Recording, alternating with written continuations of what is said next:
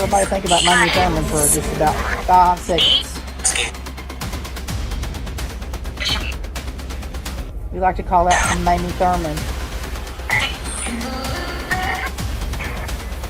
Mamie Thurman, can you come through for me?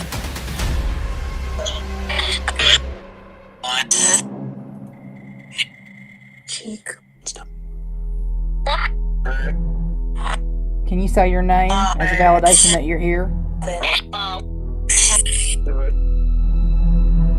To test me.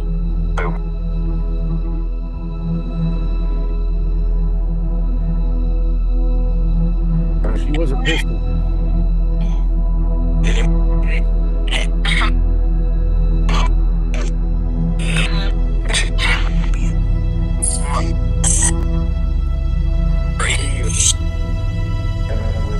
I heard the R word.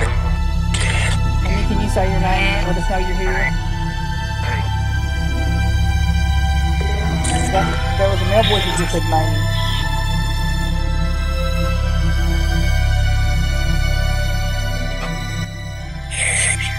We would like to do a story about you and help to bring justice. Or at least bring the truth as much as we can. Let everybody know the truth. Including why you made the decisions that you made. And I'm sure you heard me say the same thing driving up 22 Mine Road. I want to hear Mamie. I want to hear from her.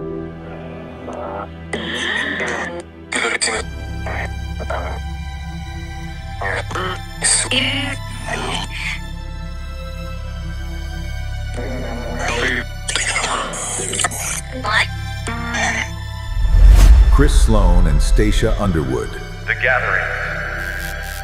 True crime meets the paranormal.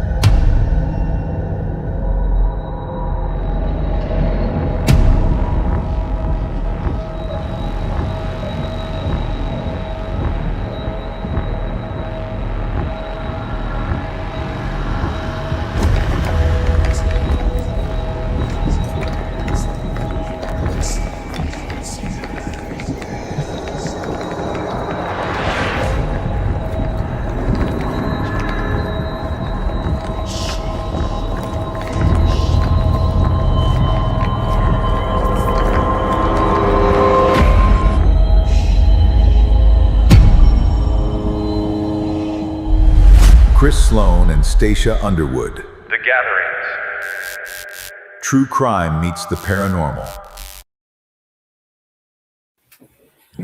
And good evening. Hope Good that you guys, hope that you guys are having a good week.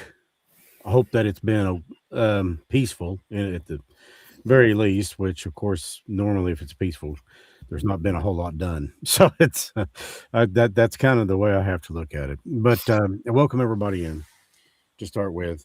This evening we are going to. Some have already seen it on Facebook and some on YouTube, but we're going to show the first 10 minutes of the documentary Between Two Worlds, the tragedy of Mamie Thurman. And then after that, we're really not going to show much else until it's actually released, which will be June 22nd of this year. And the reason we picked June 22nd is because that is the 94th anniversary of when Garland Davis actually found Mamie Thurman's remains on what was then Trace Mountain. It's now 22 Mine Road. And from where most of us, in a large part of the area of eastern Kentucky live, it's only about an hour away, at least from Prestonsburg. It's about an hour and 10 minutes away. It's not very far. But this is from a completely, well, I wouldn't say completely, but it's from quite a different perspective than what we've seen in so many of the content creations on YouTube and things like that. Because a lot of people focus on the ghost, and I think that's great. That's fine. But what we focused on, or what we're focusing on this particular episode, is going to be the story behind the ghost, the story behind the woman, who Mamie Thurman was, why she made the decisions, perhaps why she made the decisions that she made that led her ultimately to being murdered. And I'm very much of the frame of her half brother, who is George A. Morrison Jr. He was a very, very prominent assistant district attorney in New Mexico. And he never bought what he called the Logan fix, which was basically corruption at its absolute worst. And I'm saying that here where I'm at, so you can imagine it must have been pretty bad. Jenna. We are also keeping an eye on the dolls tonight. It just moved. Well, here's the thing. These things are automatically recorded, and I've got people like Chelsea, who are also recording it. And Chelsea's wonderful about going back and finding things and making sure that one right there. Go back from start. You've got, I don't know how many of these things, but they go on forever. And we are getting ready to start on the next episode, which is going to be episode 6 of The Darkest Stories. And it's going to be about Gilda. And Gilda is one of the ones she's extremely active. I am going to switch sides with Stace. So what? She just fell off. Yeah, she just moved off. Just sit still. Shelf. So just sit still. Anyways, there we go. So you guys can get a much better view, a wider view of these dolls back here. And every doll that you see back here is active. They're all got something going on, whatever it may be. But we're going to look at that. But right now we're going to step out. And this is the first 10 minutes of the documentary. And of course, we always love feedback. Because I do love collaboration. I love it when, people say, and so far we've had everything's been really positive so far, and I really appreciate that. But like I said, I wanted to approach this from not just a ghost story, but the story of a human being, the story of a woman. Right. Because behind every ghost story, somebody's affected, whether it is the ghost that's, themselves, because at one point, that ghost was a human being that walked the face of this earth. And many times, a lot of these go, like Resurrection Mary, for example, they all have a lot of the same things in common. And among those are a violent death, questions left unanswered, no sense of peace. And I really do think that Mamie Thurman's story fits this in no small degree. So, Stace, if you'll give your classic cue of roll that beautiful bean footage. Roll that beautiful bean footage. Ladies and gentlemen, here's the first 10 minutes of Caught Between Two Worlds, the Mamie Thurman story. And I hope that you enjoy it. And I hope this will give you something that you will want to see more of. I pray so. Anyways, here we go.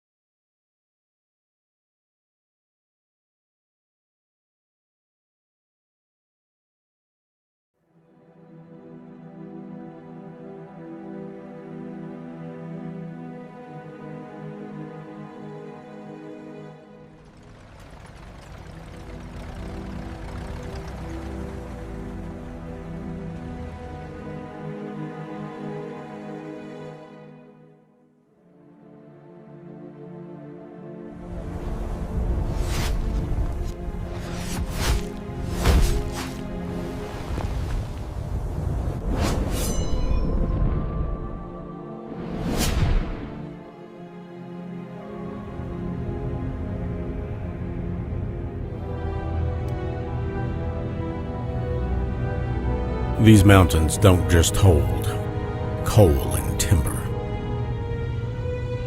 They hold secrets. Some secrets stay buried in the hollows. Others? Well, others keep screaming until someone finally listens.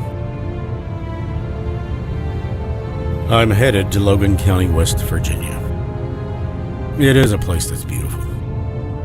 But back in 1932, it was also a place where the lines between the law, the elite, and the shadows were dangerously fogged.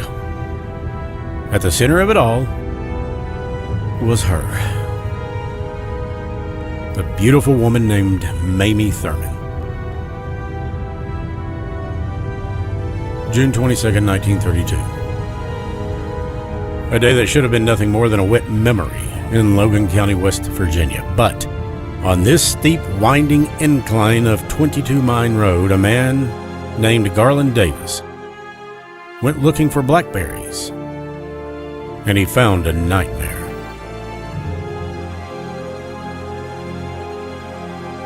To some people, Mamie Thurman was a saintly wife and a pillar of the Nibert Memorial Methodist Church. To others, she was a woman who knew too much about the powerful men who ran the town and the lies and corruption that were being spewed. On a sultry June evening, she disappeared into the mountain mist, leaving behind a mystery that has haunted 4 generations for nearly a century. I'm Chris Slone, and this is an Appalachian story, the first one in our series, Between Two Worlds, the tragedy of Mamie Thurman.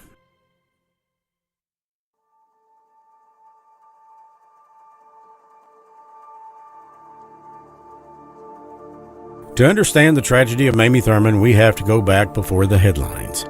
Mamie was not a Logan native. She was born Mamie Morrison on September 12, 1900 in Louisville, Kentucky. And life did not start easy for her.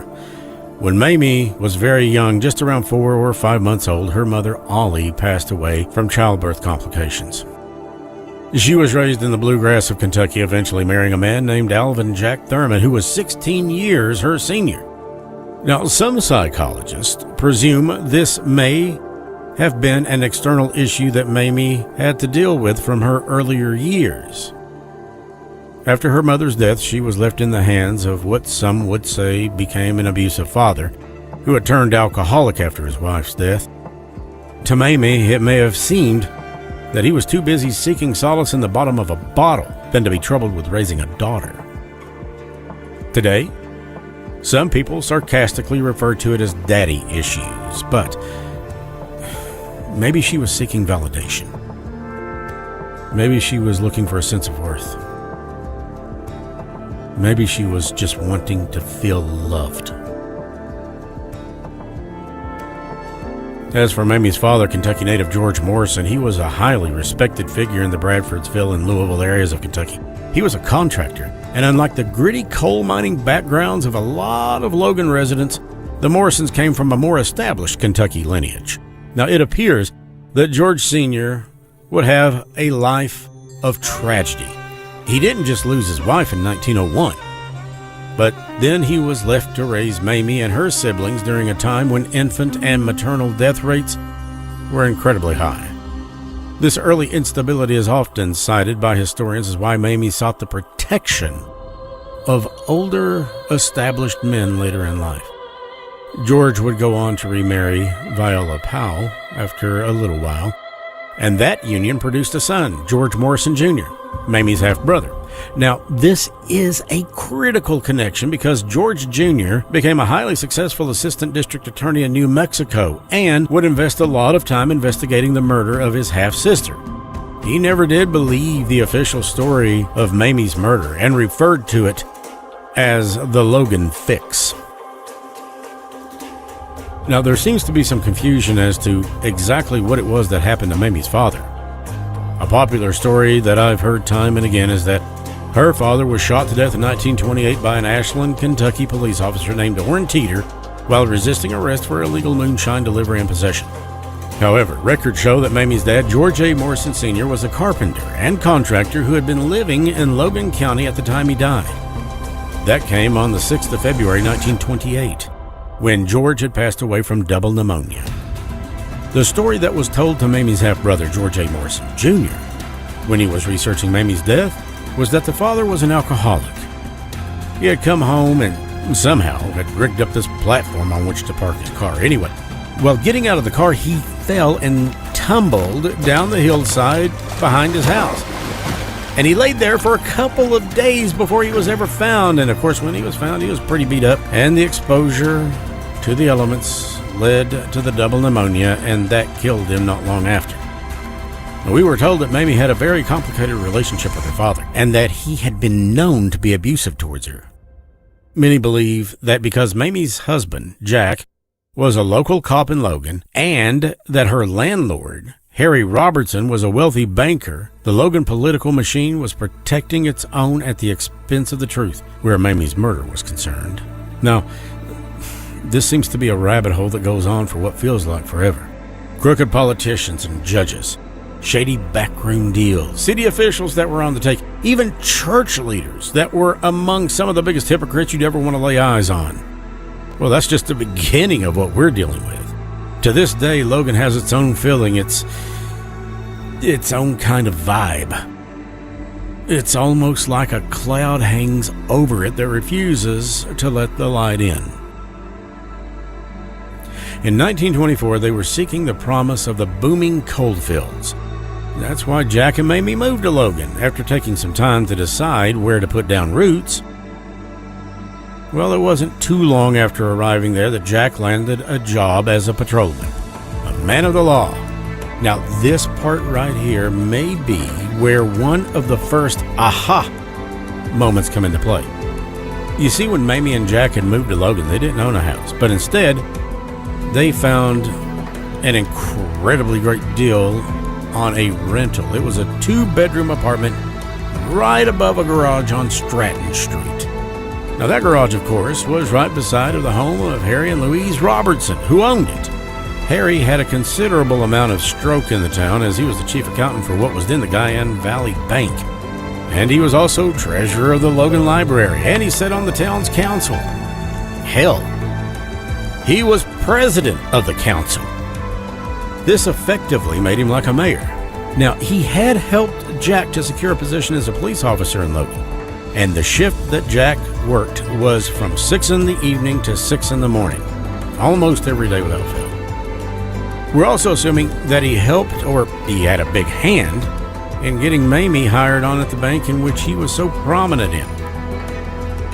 This could have been when the scandalous affair between Robertson and Mamie started. It would have aftershocks that resonated nearly 100 years after the fact. This living arrangement put Mamie in the direct orbit of Logan's high society, and its deepest corruption, and of course those who were a part of it. It seemed that practically the whole town knew about the double life that Mamie was living.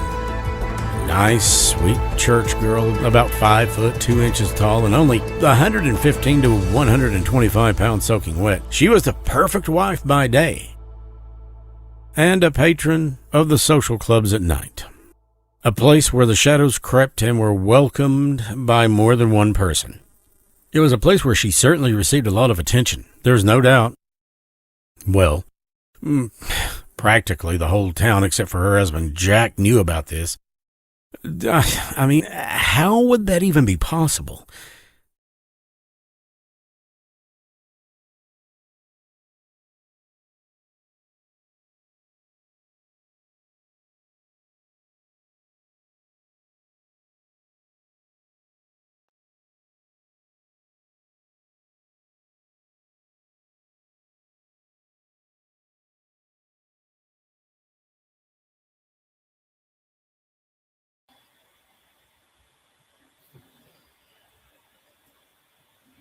That button is a great big red button, and you'd think I'd figure out how to turn it off.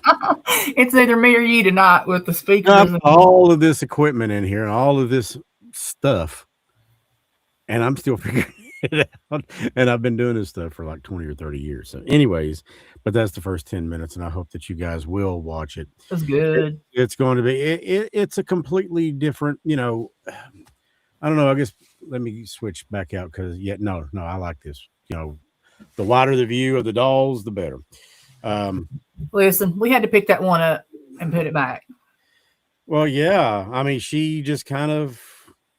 It felt like ice cube. Here's the thing. A lot of people may think, and of course, you can think what you want to. I've said it 1,000 times. It's not our job to either convince or, to make you think, oh, it's true or it's not true, whatever. I'm telling you, I've seen these things in person do things like you see them do on this stream. They've each one is like a child. Or a person. They've got their own unique personalities. They've got their own unique reasons for what they do. And it doesn't matter who they are. They all scare Lloyd. And that's all right.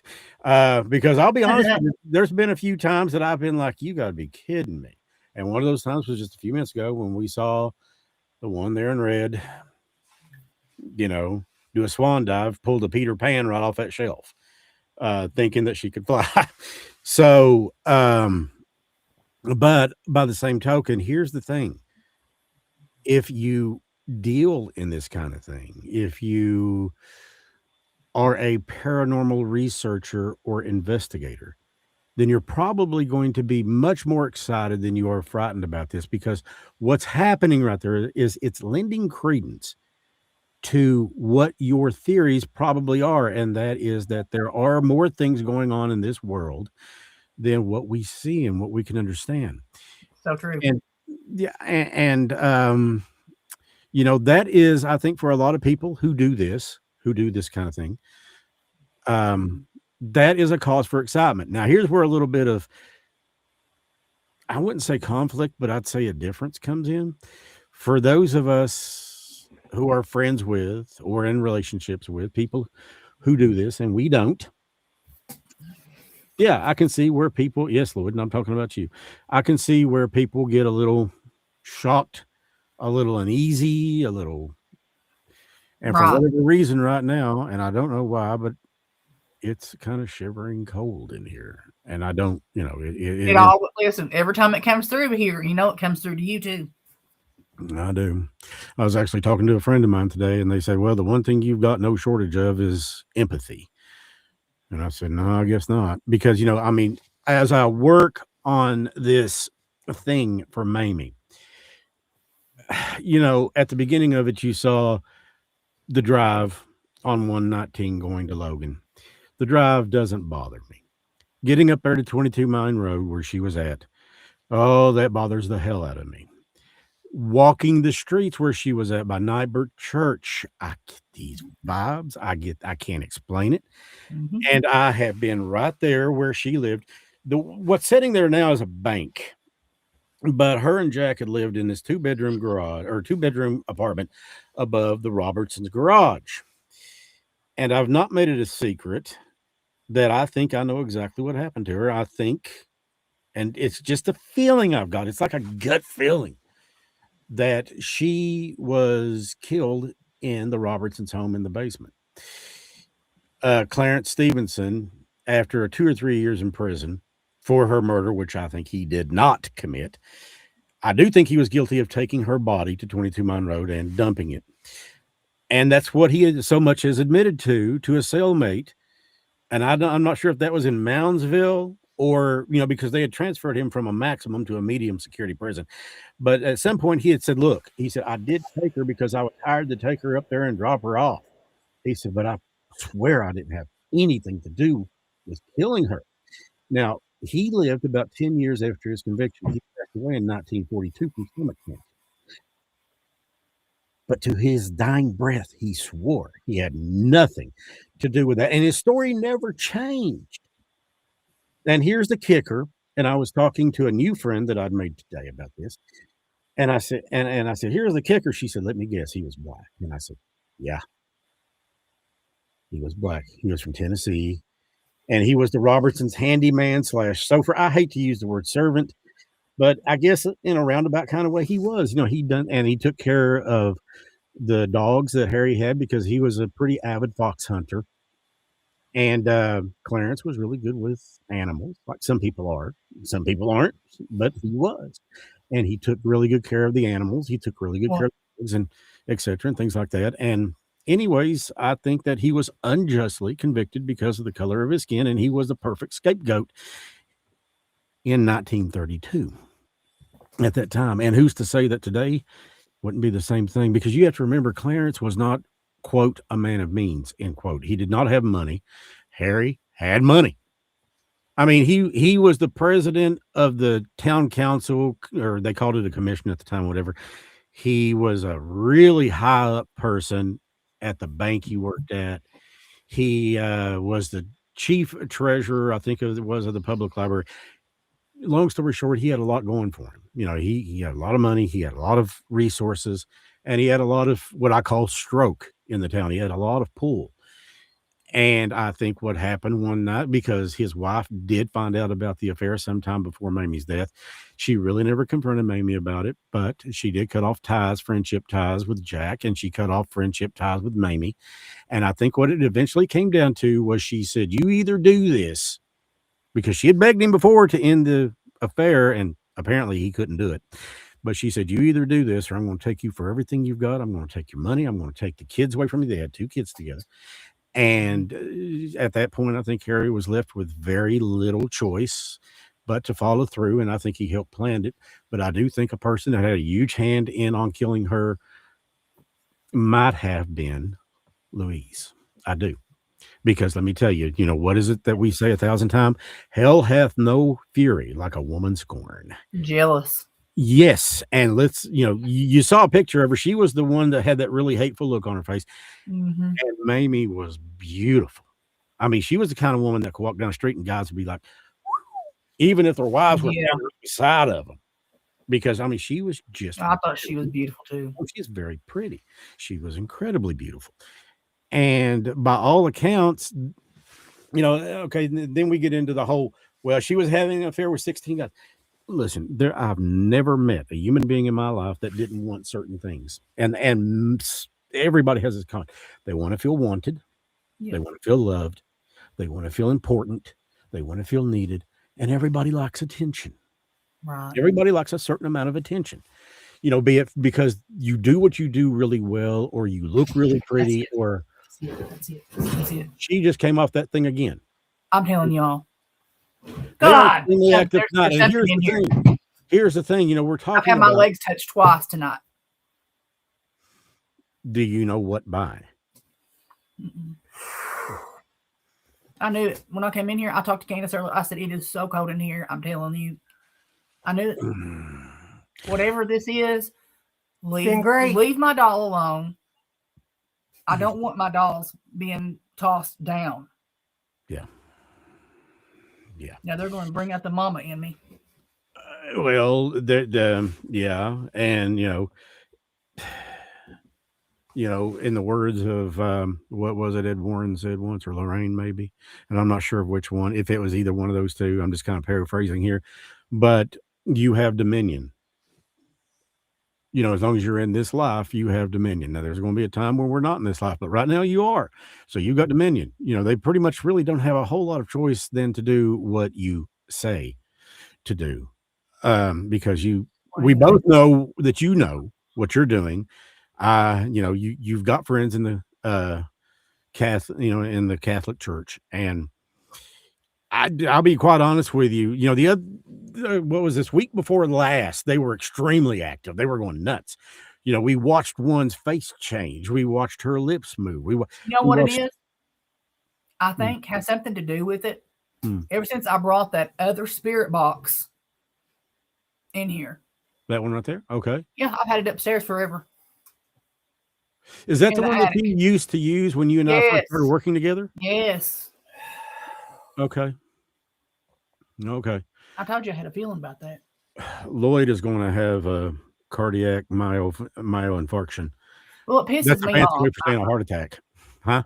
It pisses me off. It makes me really mad because, before the show, I always ask, if anything wants to come through, love and light only, come through in peace. Don't harm my dolls. Don't bother my dolls. I don't care if you. Well, let me ask you a question. Do you think it's a doll, or do you think it's the doll itself, whatever's attached to the doll, or do you think it's an external? Oh no, I think it's a flea. I think it's like a free floating type thing that likes to play with the dolls a lot too. So There's you both. think? Do you There's think both. This I've is a seen plea both. do you think that this is a plea for attention? You know what? I don't know, but I know that I have had like 2 swipes go by my leg, and I've thought it was the dogs, but the dogs are on the couch. Lloyd, all kidding aside, and I'm not being a smart aleck, and I'm not joking with you. Have you been affected by this tonight? I mean, have you been touched? Have you been anything like that? I feel it every day. See, this is another thing about this show. I had something waking me up the other night. I woke up at 4 o'clock, I guess. Something was on my leg going like this with 2 hands. You say it's gotten worse since you brought down that spirit box. Yes. Okay. Where was the spirit box at before you brought it into the cold room? That's what we call it. Was upstairs in the attic or in the attic? Okay. All right. Well, that's the second time tonight. The first time you could, most people could possibly write it off on whatever. It slipped. Maybe it wasn't put up there well. But you look back there on that shelf, and that shelf comes out from, up against the wall. Yeah, and the shelf comes out a good, 2 foot? There's nothing back there. Fireplace, an old fireplace that's covered. Yeah. And that's it. How long did that house sit empty before you guys purchased it? And I'm not sure. A few years. Yeah. Well, I mean, I know that it was some of Lloyd's family that had occupied it before. Mm-hmm. Yeah. I think it was Nelson and My right. Yeah, Nelson and Kathy. So I'm I just got a feeling about this tonight. So anyways, we are going to crank up the do what, honey? I just heard it moving the floor. God. Yes, Madonna. It is a wide shelf. That was that's exactly my whole thing. This doll is not just gonna, it's not like I'm setting it there and it's like this little pin on the tip of my hand and it's just gonna fall over. That's a pretty wide shelf. I've been in that room several times. I've sat there with Stace and gone through some antique articles that she had discovered at a antique shop. And Lloyd and I have been in there. I've got a pretty good layout of the home and how it is a pretty wide shelf. Yes, it is. So I'll tell you what, I'd like to start off the spirit box session tonight with seeing if Mamie will come through or somebody else. And then after that, it's an open forum to anybody that's in the chat room. How old is the house? Candace asks. Lloyd, what would you guesstimate? Built in 85. 85? Okay. I think it might have been earlier than that. It was from what I read, it was 85. And here's the thing: you look at the house before then. Look at the house; it's a beautiful home. It's very nice, and it's very well kept. It's been well kept. I'm sure that Nelson and Kathy took good care of it, and I know that Lloyd works to take good care of it, and so does Stace. And I mean, it's not a trap at all. It's a nice home. And of course, most of the places that you run across that turn out to be active like this, they are nice homes. When George and Kathy Lutz moved into 112 Ocean Avenue in Amityville, they didn't think, oh, well, this is a rat trap. The DeFeos, when they lived there, they even put a sign out that said high hopes, because they were hoping things were turning around for them. And, it turned all right, but just not the way we think. Carla asks, do you think something in the attic where the box was attached to one of the unblessed dolls in the attic? You want to know the truth? I think that could be about 75%. I'm leaning at that. Well, it would make sense. Yeah. And good evening to Charles. And good evening, Charlie. You missed all the craziness a minute ago. Oh, Charlie, it's been nuttier than fruitcake. Speaking of nutty, a fruitcake does sound pretty good right now. Yeah, I don't know why, because before this I went to Arby's and pretty much had my fill on chicken and tater. I don't know what it is now. So listen, everybody go to McDonald's and get one of those Dreamsicle refreshers. Didn't Kay bring you one the other night? Kay? Oh my Lord, he brings me one home. Well, you've loved those things since you were a little girl, since you were a little tiny thing. You've loved Dreamsicle. Dreamsicles is my favorite. Yeah, the worst of the worst ones are kept in Stacia's attic, or in her attic. As far as you all know. Yeah. You notice that look right beside of you. He's not finding amusement in this, babe. He's not liking this. He can read sign language also. I wonder where that's going. Lloyd, I've got a couch over here. It's got recliners on either end. You're welcome to, There you go. There's your place. And here, there's really no activity that I can think of here, except on occasion I'll get the weird feeling, but I've never seen the strangest thing I've ever had happen in this townhouse was I've got this big, huge RCA entertainment system. And one morning it turned on and it just started turning up and down by itself. And my exact words were, quit with it. And you get mad. And it's not done. Get mad. Okay. Charlie asked, how crazy was it? Stace, do you want to explain to him what's happened? Well, off and on for a couple of days, I'll see little movements over here. So, I'll just be kind of, me. I come in here and I work during the day, or if I have a phone call or a client or something, I come in here where it's private. All right. And I've been noticing stuff. Okay. So I told people I talked to, I'm like, look, just in case something happens to me, y'all know which one it was. Cause I'm telling everybody when the dolls move, I'll tell everybody except Lloyd. And you saw when I told him tonight when he first came in here. So something's going on. I think it may possibly be something attached to something that was upstairs. Yeah. So I brought my old spirit box down that I had forever. That's been around for a day or two.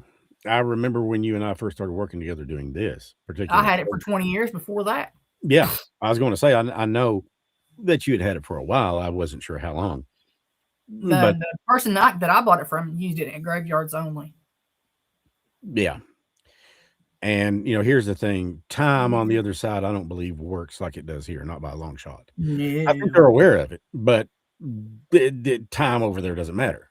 Right. Here, that's how we measure almost everything. But on the other side, I don't think that it matters at all. So, yes, to validate Madonna's comment, Charles, it's been wild. Yeah, it has been. So, yeah, let's go ahead and we can go ahead and run with the box and let's see if we can get a hold of Mamie Thurman. We are calling you out tonight.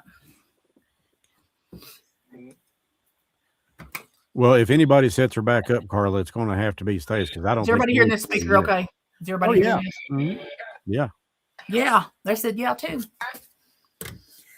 All right, Mamie. Mamie's very friendly. I think she'll come through if we talk to her. Mamie, can you come through for me?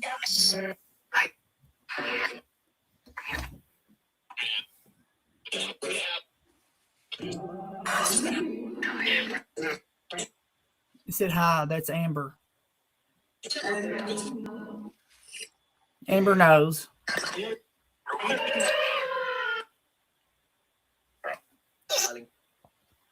Hi.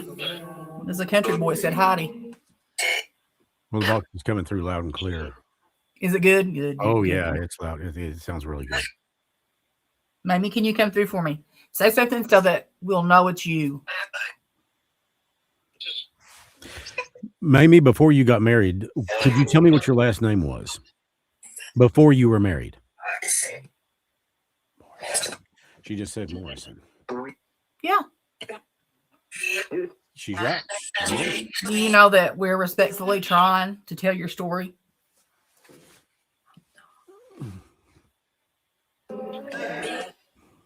I'm dead.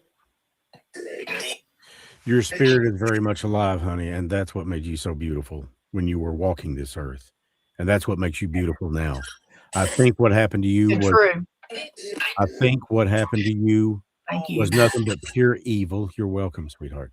Right. And it You're breaks right. my heart that that happened to you. And if there's something I can do to bring forth justice for you, then I'll do what I can. Whatever, however little it may be, I'll do it. Dad. May I come up and visit you? Dad. Dad? Is that what you call me? She said dad, and then another person said dad. May I come up and visit you?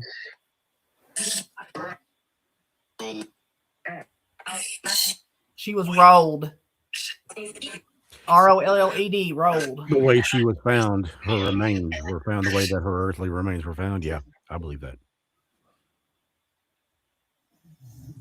Mamie, is there anything that you want to tell us?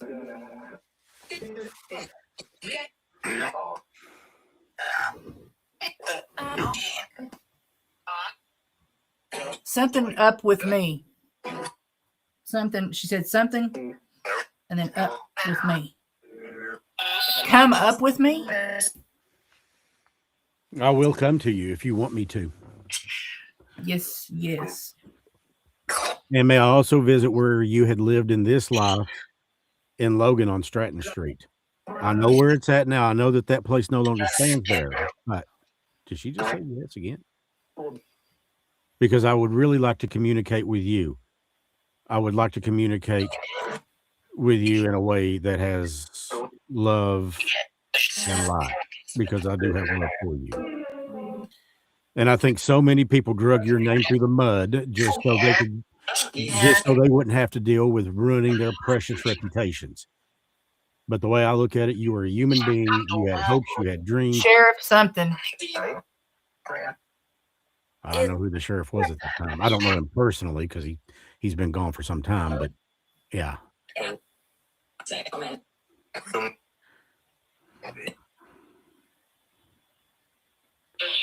If it's Did he have okay, something to do with you being killed, Mamie?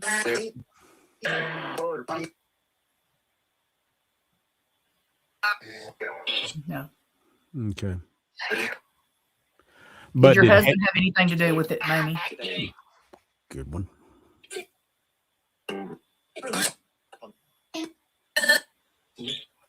That's a very good idea, Charles. Yes. See, you can't convince me that Jack, being a city cop in Logan, didn't hear the rumors of these affairs and Mamie allegedly hanging out at this key club and all these other things that were going on, and the alleged 16 different guys that she were having the affair with. You can't convince me he hadn't heard about this.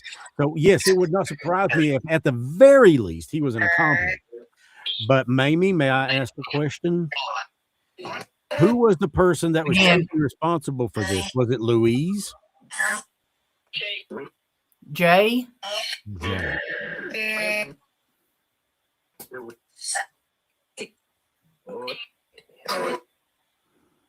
You can use my energy, Mamie. I don't do that for anybody. I'm trying to think of it. Me.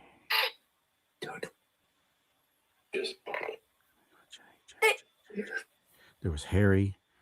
There was Louise. There were a host of judges allegedly on that. Said her. Church. Her again. Her. Louise? Some man said I killed her too. Well, if you're some man that's saying that you killed her, why don't you just go ahead and beef on up and give us a name? Jack. Jack. That was her husband's name, Alvin Jack Thurman. Jack. So are you Thurman. proud of the fact that you killed your wife?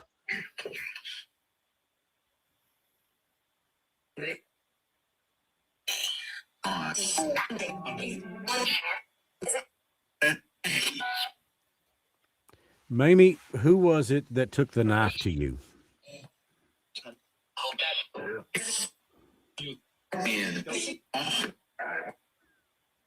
Mamie, only you come through, Mamie. Me. Who used the knife on you? Knife. Did you hear that plain as day? Used a knife. Well, here's the thing. And the knife had an eye. Not an eye like we say eye. There were 7. She was also shot twice. And I think it was the C1 vertebra that was broke or fractured in her neck, which is right there at the base of the skull. So, I mean, anybody that knows anything about this kind of stuff knows that this is absolute overkill. She said he pushed me. That's how she broke her neck. Is that how you broke your neck? I'm talking with you, Space, like you know. So I'm sorry. Oh, she can hear you. Oh, yeah, she can hear me. Oh, we're tuned in. I'm sick as a dog. My stomach is so sick. You know what that means? In the bed with them. Well, there were stories going on at the Key Club about why. The guy just said she's in the bed with him.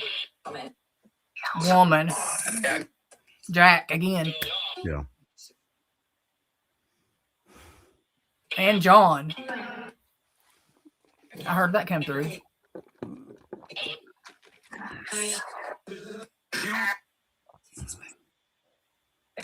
She was a suspect. Who Louise was? I don't know. It just says she was a suspect. Louise was never, I mean, she might have been lightly questioned, but they never really. Jack saying, love you. When he found out that she had been murdered, he was noted as having screamed, "My life is over." Thanks for saying that. Who, Jack said that? Or a male voice? Okay.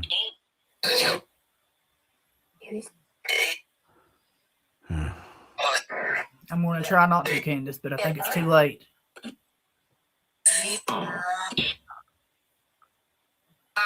I always pray before the show, too. I think it's a good idea. Do it every day. I do. I think that's a good idea, Charles. I do. There's Mamie again. She said, let Mamie through.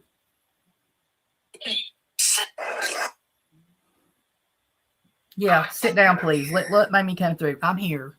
Okay. Mamie, if it's okay, Stace, the person that you're communicating directly with right now, she will be coming with me. Is that okay with you?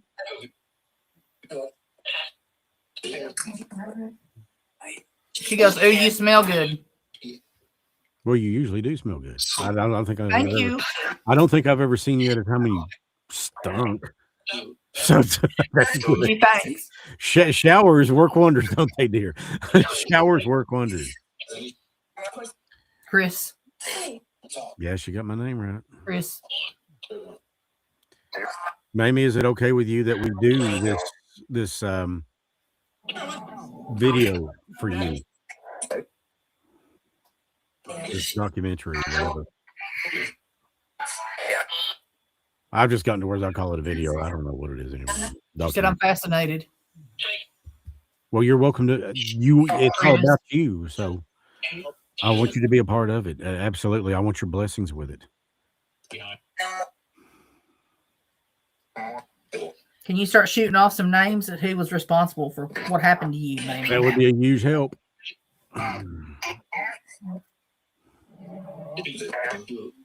Thanks for the help. I heard that.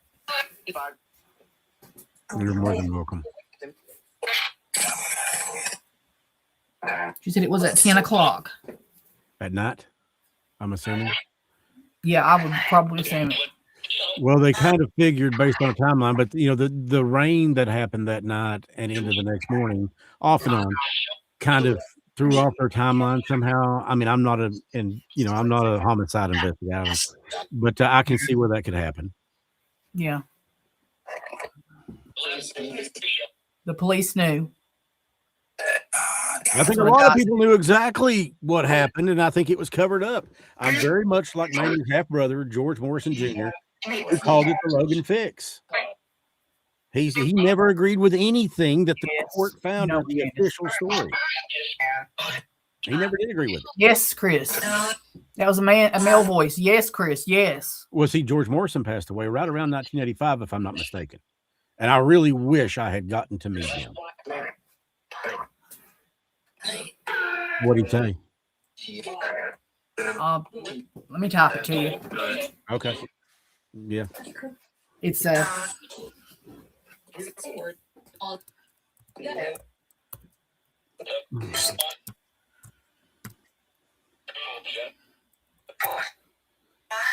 plain as day. Plain as day. Well, here's the thing. Like we said before, Clarence Stevenson was a human being of color. But that, to me, Judge, that was Naaman Jackson. At least he's the judge that's presided over the trial. And then you had C.C. Chambers, who was, if I'm not mistaken, the defense attorney for Clarence Jackson. Then you had a host of other attorneys that were prosecuting. And I mean, really, it turned into a great big old circus is what had happened. You had people bringing bagged and packed lunches in their own chairs, and they were, sitting, and the whole time a man was in that courtroom fighting for his very life. Yeah. Madonna's right, and I have to agree with her. She said, I guarantee the big wigs and the important ones knew what happened. Absolutely, they did. They knew exactly, and that's why it was railroaded, because they were worried about their precious little sterling silver reputation. Because what happens when you find out that a government has actually participated or been a part of something like this? Family empires fall, money goes the way of the dinosaurs, things fall apart, governments fall over. They didn't want that to happen. And let me tell you, 1932, Logan, West Virginia was very much a company town. It was ruled by money, and who had the money? Coal companies, timber companies. I've got a whole big thing on there on the socioeconomic impact of Logan in 1932. And at one point, there was as much money flowing through that town as there was New York's Wall Street. That's a lot of money. Yeah. And money can buy things, including crazy stuff. And by a lot of people being quiet, too. No, I don't think it said the N word, did it, Stacia? It said black man. Yeah. Which back in that day, that word was incredibly common. But you also have to look back in 1932. And I think that, there are certain organizations, and we'll just leave them unnamed, but I think that there are certain organizations that are still in operation today. They're just not quite as prominent, or they're not quite as boisterous. She was in bed with him. I wonder if she's talking about Harry. Yes, exactly, Madonna. Yeah, exactly. The colored man was a scapegoat, and he made an easy scapegoat. You got it. He made a That's very what she said. easy. You got it. Yeah. But we are coming up on almost 100 years. June 22nd will mark the 94th anniversary. Harry, it's Harry. Harry? Okay. So she was in bed with Harry when this happened?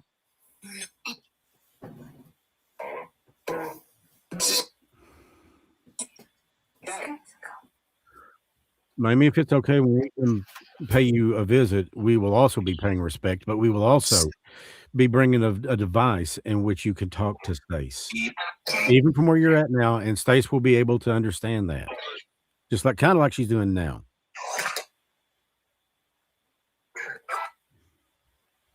we're actually going to bring a small team of the people that are helping us produce this story for you and about you, if that's okay with you. Yep. Okay. Thank you very Did much. you hear that plain as day? Yeah. Thank you very much, Mamie. And you have all of my love and respect. Carla said you look drained, Stace. Bless it. What about her shoes? Said her shoes. They had found one shoe on your body, honey, and the other one was somewhere around the neighborhood of between 30 and 50 feet away from you. They found your shoes, honey. Yes. They also found your purse. They found the money you had in your purse. They found your pack of Lucky Strikes. They also found about close to $9 and change.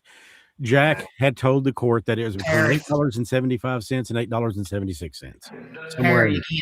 I've heard Harry 3 times. Yeah. Oh, I do think that Harry had a big part of something to do with this mess, with this murder of this woman. What was the landlord's name? Harry Robertson.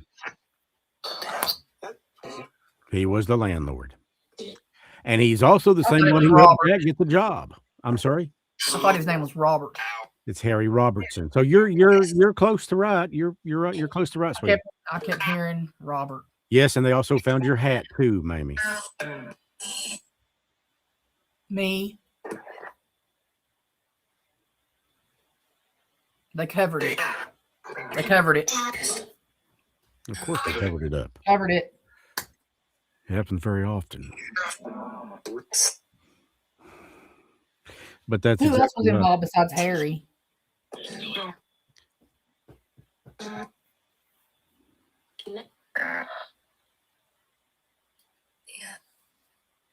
I know. Harry. Who else besides Jack. Harry? I thought I just heard Jack. Yeah. She said that a couple times. Who else was it? Was Louise involved? Jackson. That was plain as day to the bone. Jackson. That was the name of the judge that oversaw the trial, named Jackson. You heard it plain as day right there. Mark that. Well, you see, and here's another thing about this. They said that at least 7 or 8 of the people that served on the grand jury that would eventually wind up going on to convict Clarence Stevenson was on that list of 16 people that Mamie was allegedly having affairs with. And it was an all-white jury. 16 men. It was an all-white jury, all-male jury. Of course, in 1932, that shouldn't surprise anybody. That's the way it went. You know. Were you in love with Clarence? She said no. Did you?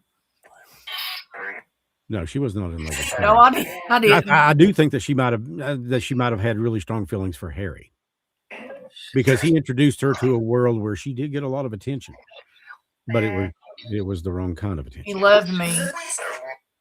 Now, I do believe that. I do believe he had feelings for her, because even after his wife said so much, she said. Even after Louise had told him you need to quit this, he couldn't. I don't think it's that he wouldn't. I think it's that he couldn't.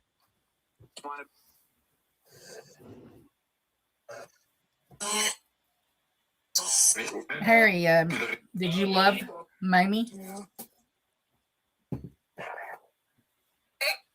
I thought I heard. I hear from Harry. Harry's wife. It said Harry's wife right there. That was Louise. That was Louise. Oh, that came around an hour and 26 seconds, 25 seconds, give or take, something like that. Arthur. Mamie, am I on the right path so far with what I'm doing with the film?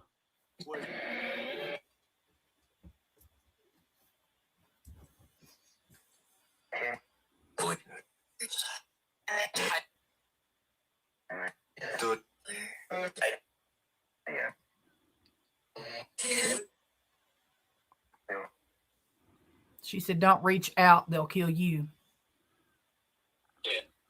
Yeah. Dead. He said dead. Not yeah.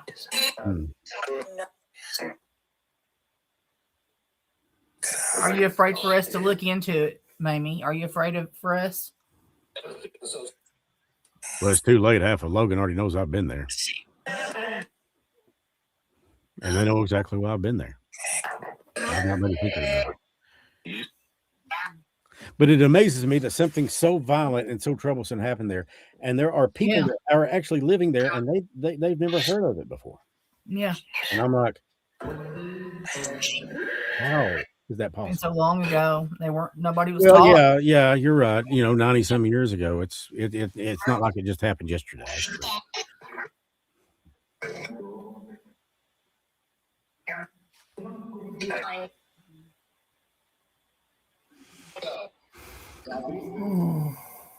Sweetheart, if you want to break away from this, Mamie, I thank you for coming through, and know that I send all my love to you. And Stace, if you want to break away and do something for the people in the chat room, that's absolutely fine too. I want you to do what you do, because you do look like you look like you've kind of been running around the coop. You look like it's taking a lot out of you, but I know this does.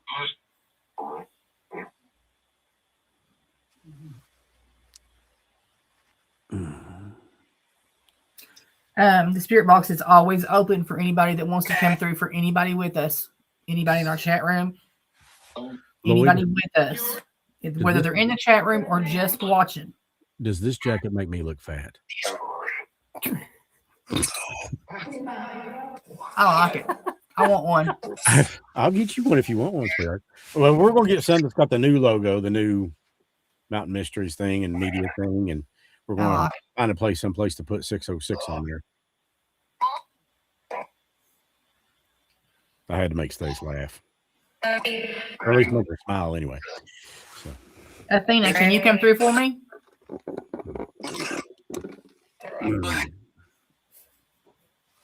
Can you come through for me, Athena?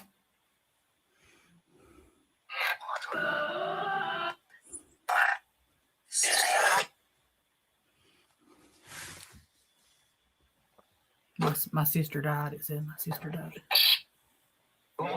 That was the little girl that was killed by the FedEx driver, wasn't it? Athena? Yep. Just a little baby. Beautiful little girl. Stace, when did that happen? When? When? About? 2022.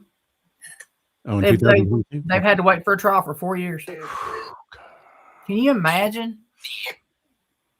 Yeah. Wheels of justice move too slow in so many cases.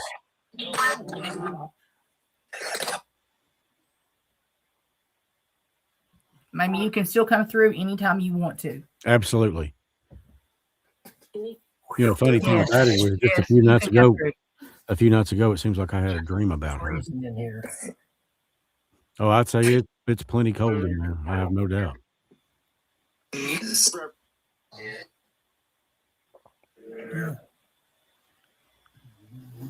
Does anybody want to come through and tell me anything about what happened to Mamie? Men. Lou. The only Lou I know is your mom. That's the only Lou I know. Lou.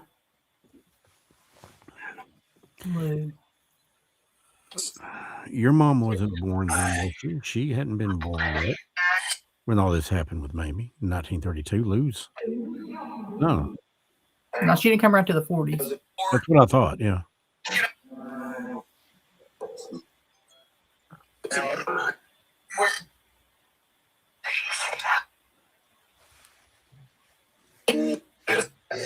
He's seen her sit up.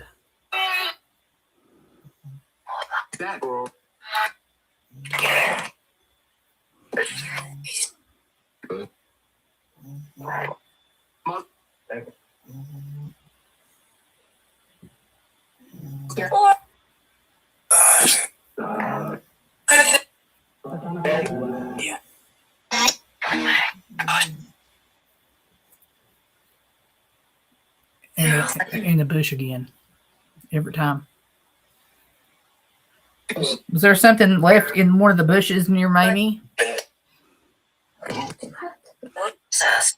you want me to look?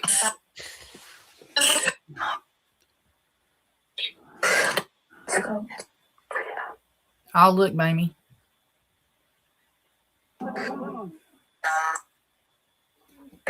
Thank you so much for coming through for us as much as you have tonight. Yes, thank you so much, honey. And we will do everything we can to tell your story with integrity and honesty. No judgment. No judgment.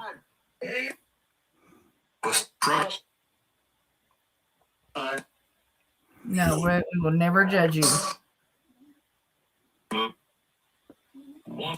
Seems to me like you needed a lot of love and attention in your life.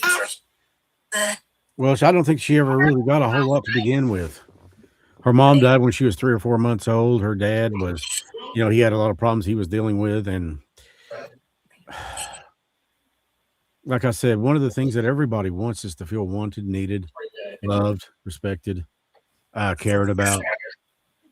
And I think that and let's face it, she was married, but he was working overnight.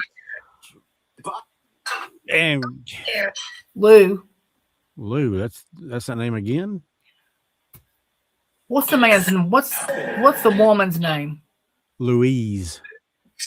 Lou, my God, I didn't even put that together. Flew right over my head.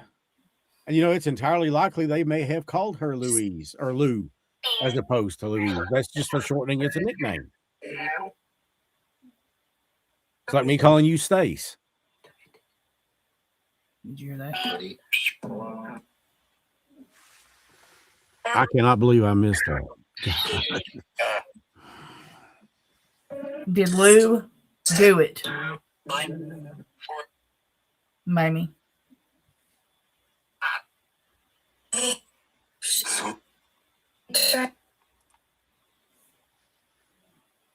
Did Henry and Lou do it?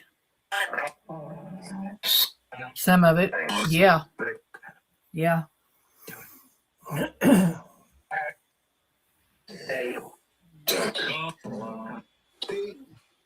said it's been a long time. June 27th. Well, actually, June 21st will make 104 years. They found her. I'm sorry, ended. He said it's been many years or something. Ended. Yeah.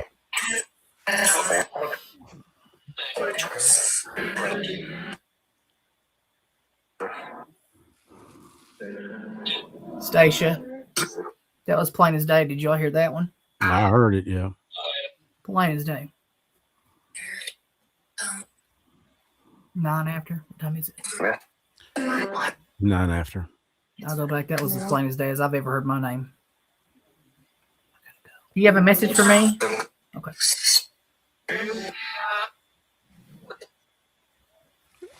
Think I go get Cade? Yeah, sure. Be careful, bub. Will you set that doll up for me before you leave? No. Had to get that one in there, didn't you? Somehow I felt that was going to happen. I just knew it. It's going to be all right. Luke, I've got a protection ring around you. Do it. You can do it. Show everybody how much you're becoming unscared. Yeah. Lloyd the hero. Can you do it? He's not going to like this. I'm telling you. There's going to be trouble. There she is. No. Yeah, I heard that. Yeah, it sounded like a little kid. Him touching her. She said, no. No. No. Do you feel a tingling, Lloyd? Yay. Listen, I'm proud. I'm so proud of you. Prouder than you will ever know. Good job. You did good. You did good. Once in a lifetime. Yeah, well, you did very well. That was a very brave thing you've done. Very heroic. Sit.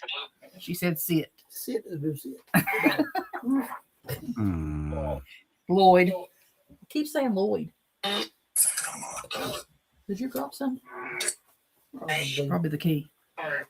Have you felt any more brushes or any more anything against your legs? No, but it was the dog. That last one was the dog. Choco? Or yeah. any? Yeah, Choco. Choco. I'm flustered. Well, you have had definitely a unique evening. You really have. You think? Well, if you want, go ahead and turn that. Let's say the parting prayers that you're done with this for the evening, and we thank everyone who came through, Mamie, whomever. We thank you for coming through.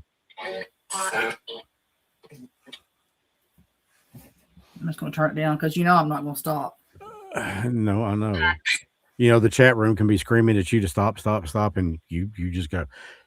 I don't read that stuff most of the time. I know. Sometimes I can. Sometimes I can see it. Just like I told Lloyd in that episode, telling her not to do this is like, no, just don't even. She's not going to listen to you because I've tried it before. And she just looks at me like I'm a brick in the wall. Enzo, scoot back. What's Enzo got going on? Boyd's looking for the key or something, and Enzo don't know what he's doing. He's protecting me. It's Enzo. I don't know. I don't see it, baby. So, all right. I'll see y'all. I gotta go. Be careful, Lloyd. Be safe. I'll try to keep it between the ditches and then my bushes. Yeah, that'll work.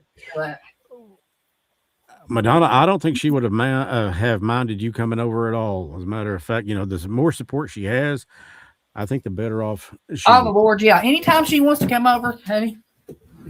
Yeah. She come over every time. It don't matter. Actually, it's support for both her and Lloyd, because Lloyd needs just as much of it as maybe more than Stace does. Yeah, well. Stace has been dealing with this stuff for 30, 40 years. Mm-hmm. Hi, Enzo. Let's see Enzy in the background back there. Say hi, Quish. He's my little buddy. He's my belly rub buddy. I like giving him belly rubs. What you doing down there, little boy? And feeding him. What you doing, baby? She just did it again. Look behind you. She just moved again. She just fell over. Again. That's the third time Lloyd tonight. No, I wouldn't even. Don't, Stace. Just let it go. Just tell him to be careful. Maybe send him love, positive vibes, light. I've been at Mom's all day. A night in a prison cell at Moundsville. Yes, I do think that Carla's right. Enzo feels your emotional state at the moment. Animals are wonderful that way. They can. Oh, listen, he is nothing. It's okay. Bye. Now, had you just told him what happened, then he would have had a conniption. He would have freaked out. He would have, yeah. Even Enzo's checking out behind him, or he was. Okay, I hear footsteps in here tonight, folks. There are things that go on. Candace said as soon as school lets out that she can come over. There are things. Yeah, Madonna said he's driving, leave him alone. Oh, he's driving all right. He's driving straight right up a wall is what he's doing. But, we love him regardless of the fact. So, we're a family, I guess. So, with that being said, I think that, in a way, I believe, the box is right. It's a long time ago, but yet they're wanting me to you can't just let this go. Or I mean, speaking personally for myself, I can't. Tell you more about what's going on. Well, I want this documentary to be not, is there going to be a paranormal aspect to this? Absolutely, because it's a part of her story. Yeah. Ace is going to handle all of that end. The EVP session, the talking to, et cetera, et cetera, et cetera. And of course, the ghost of 22 Mine Road. I remember hearing about this 25, 30 years ago. And I had never really heard of it before. And I told some people today about it, and they hadn't really heard much about it before. But, they're kind of enthralled by it too. But, the thing I wanted to do was go beyond the ghost story and get to the person behind it and the people behind it. And let me tell you, it's a rabbit hole, folks. The closer I dig, and I've got, hang on here just a second, and I'm going to pull it up right quick. I'm not going to go over it all. I'm just going to, well, never mind. But it turns out that there is like court transcripts in the tune of 22 transcripts. And these aren't pages. Each page has some like around 20 or 30 in each transcript, and there's like 22 of them. Yeah. So that's a lot of stuff in just the court transcripts. And I'm telling you right now, it was almost a mockery. I mean, even the judge had told them that they could convict Clarence Stevenson on circumstantial evidence, and that's something you almost never hear, even by today's standards. If anything, I feel like her and Clarence were best friends too. I feel like they shared. I do think that they were close. I think they were friends. Yep. But, here's the thing: you can be friends with somebody of the opposite sex and not have sex with them. I mean, right. You can do that. It's right. not, but yet, small attention. They gave her attention. Yeah.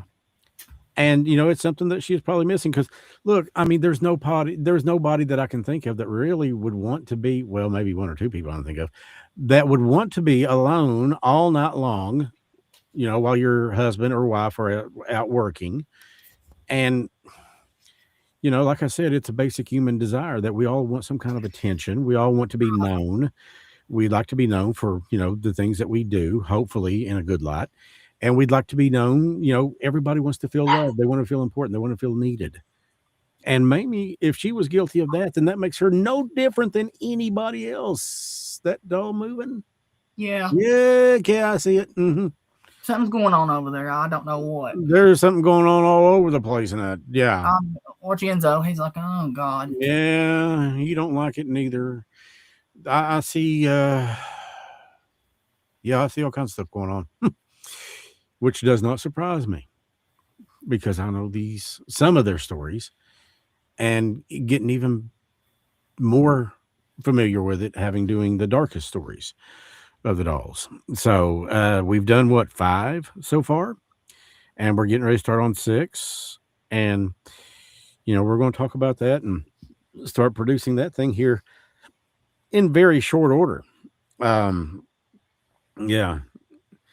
Carla said that doll's moving beside you. Oh yeah, it's moving. I can, it's kind of like doing the little back and forth thing and wobbling or whatever you want to call it. Oh yeah.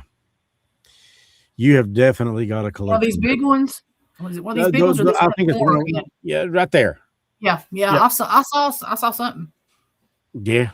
And she's like in the shadows, so to speak, or in the shadows. Try me tonight. I know you've got to be drained. I know you are.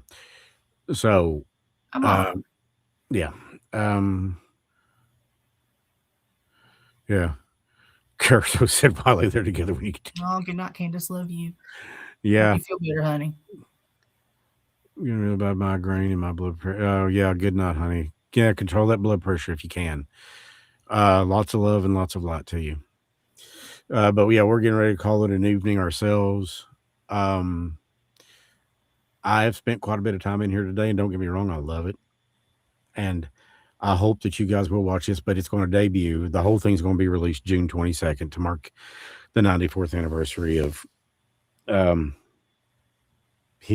gentleman that found her, because she was found June 22nd, 1932 on the mountain, or on the hill, as they called it, the hill.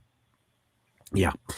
And of course, we'll talk a little bit more about it as time goes through, but also, there's other things that we want to talk about too. So, but with that being said, I hope that everybody has a good night, and we love you bunches. And Stace, wonderful job tonight, and thank you so much for your work and your effort. It was absolutely, it's never disappointing. God knows, it's never disappointing. But we will see you back here next Thursday at 9:00. And if you've not subscribed yet, please do. Please subscribe to the channel. And follow us on TikTok. I think I've got the address up there at the top of the chat room. And Instagram too. Follow us there too, if you would. We'd love to have you guys. And that's a really good way to keep up with us. But we love you guys. And we hope you have a good evening. And Stace, love you bunches. And I shall talk to you very, very soon. Okay. Okay. I'll good wait. Night, okay. Good night, everyone.